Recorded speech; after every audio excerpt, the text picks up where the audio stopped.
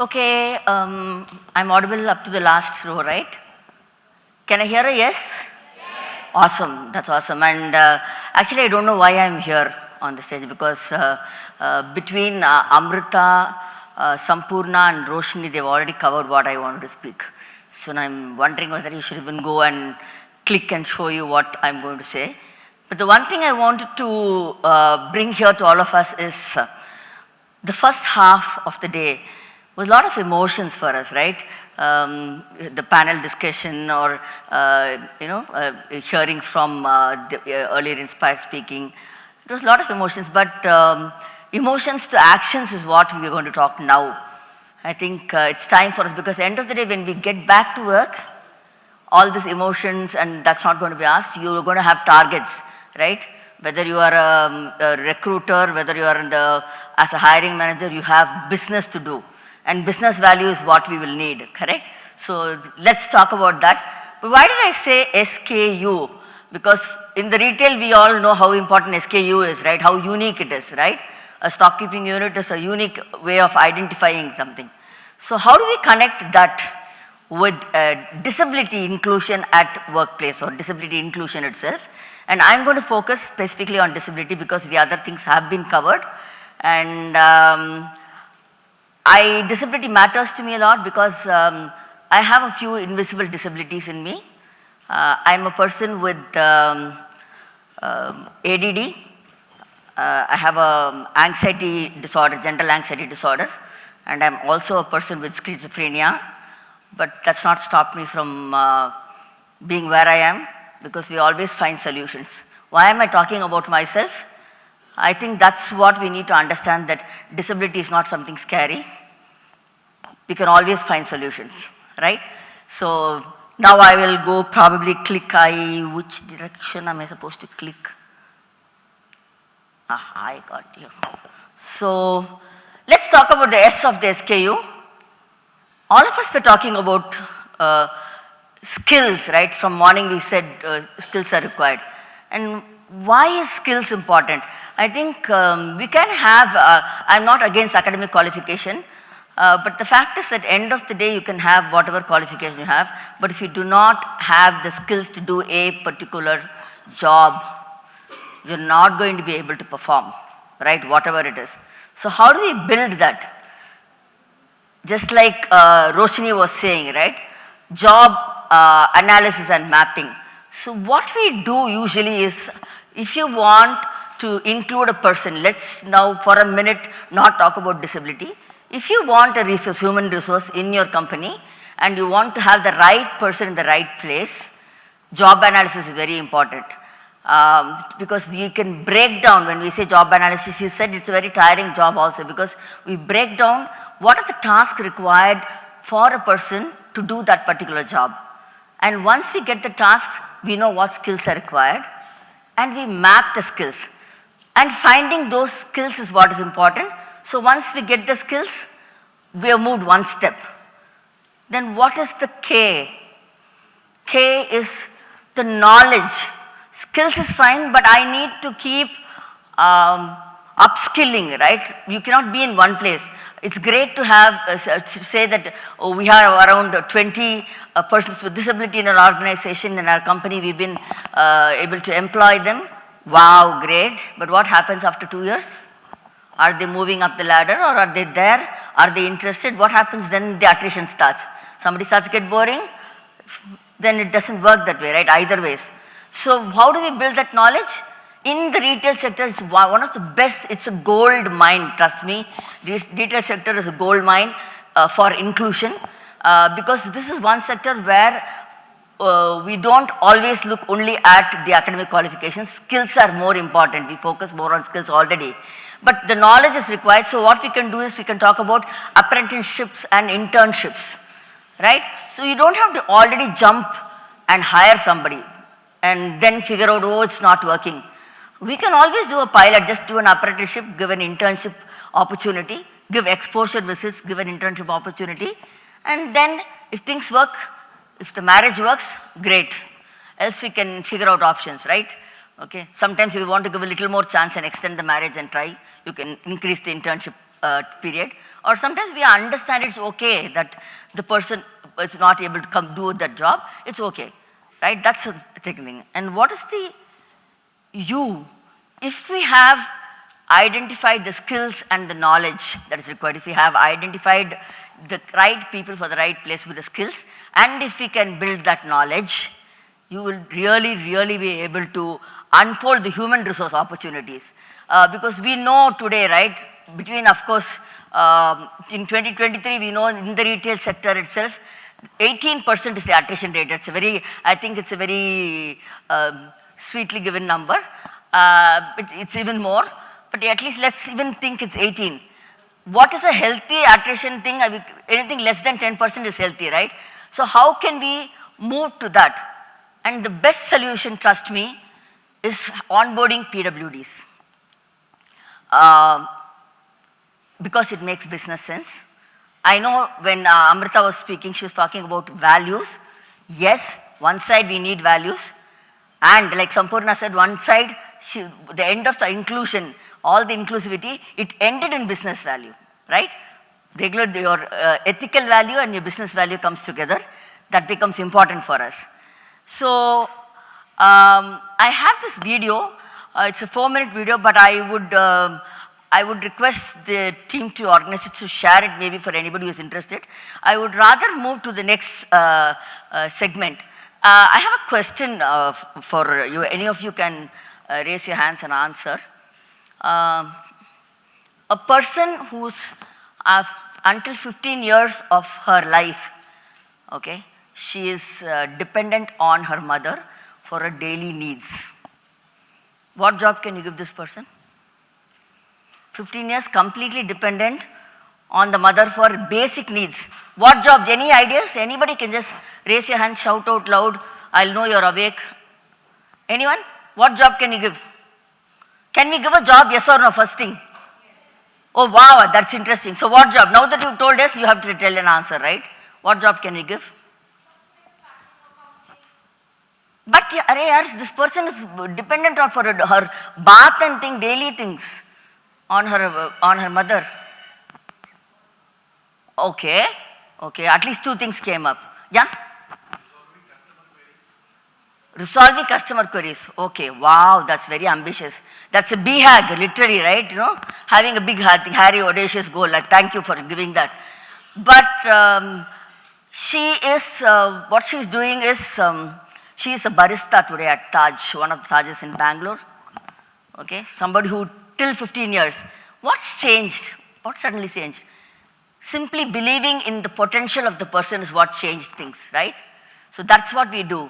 She is Bhuvaneshwari. Her mother figured out that she could go to the nearest NGOs. Like Roshni was saying, you don't have to do it all. You have partners, you have NGOs, you can reach out to them. This NGO started training her in daily living skills first. It worked well, and then that was for several years. It's not 1 day, 1 month, multiple years. It takes a lot of time. This person is a person with intellectual disability, right? Mild intellectual disability. And after that, the step that I mentioned, we just took, as a part of the Mission 1000, which I had mentioned in the morning, we have a collective of NGOs who we work with.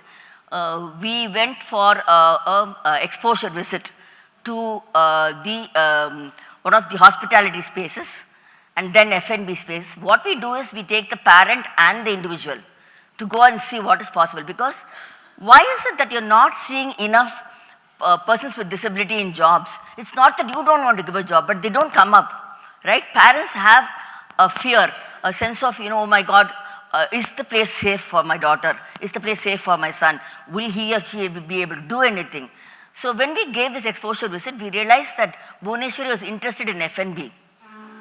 Wow, that's great, but it's not that easy, right? Just because we have to give a job, we can't give. So, but we still did one thing. We said it was Hattika P who gave her an option that they were willing to give her an internship. And guess what that work would have been? Guess what the work would have been? You know what it was? Simply folding it into the tissue paper the way you place the sugar sachets and the stirrer, right? That was the only thing she was doing. That's where she started, right?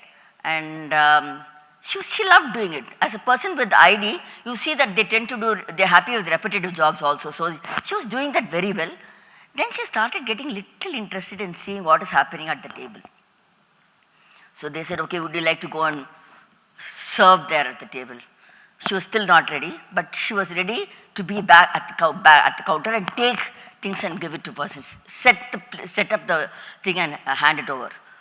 Then she would be the first person to go into the outlet every day, right? And she used to see how they're opening the shop and things like that. She was really interested in doing that. She started helping the store manager to set things up and do things. And then during COVID was the interesting part. She lived very close to that outlet, so she was able to actually go and work when not many people were able to come. That's when she got that opportunity to be able to open the shop, set the place up, the outlet up, and she found that new joy in herself, right? She gained that experience. Then she started taking orders, like when the Swiggy orders come, she started little by little building something. Then she was actually interested in making coffee. She got trained for that. And that's what has ended up here today, where she is today. So it is possible. That is all that I want to say. And if it is possible for Bhuvaneshwari, who is a person with intellectual disability, it's possible for anybody, right? I also want to talk to you about a low vision person. His name is Prasanna Kumar. Okay, and when he joined, when one of the retail groups is where he is working, and he had a problem. See, he's low vision, but he was wearing those lenses which helped him. But there were certain difficulties still in terms of understanding and learning, reading the units and things like that. But the entire team came up with solutions in terms of lighting in that area, things like that. And automatically there was inclusion in the place. And he started being able to perform better. And today, he started with some salary of 12,000 like something.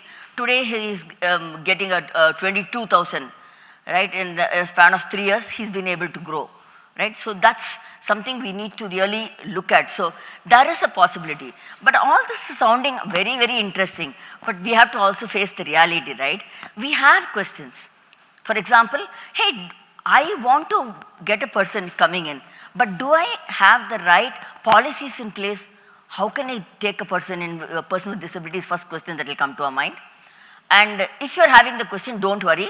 You don't have to do it all again.